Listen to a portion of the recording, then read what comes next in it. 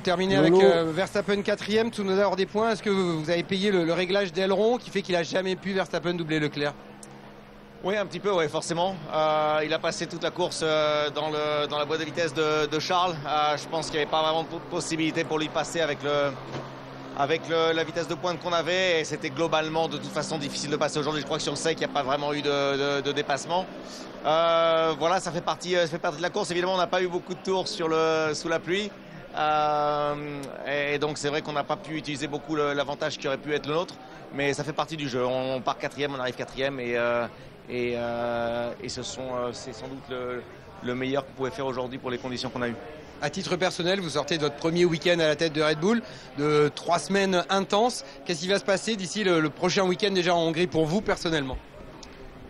Je vais me faire virer. D'abord, l'équipe va aller directement en Hongrie puisque c'est back-to-back, comme vous l'avez dit. Nous, avec les ingénieurs, vont rentrer ce soir à Milton Keynes et voilà, on sera en débriefing demain pour voir qu'est-ce qu'on aurait pu faire de mieux ce week-end, pour voir comment est-ce qu'on va faire pour apporter encore un peu plus de performance à la voiture. Et assez rapidement, 2 jours après, on sera reparti pour la Hongrie. On se voit là-bas, merci.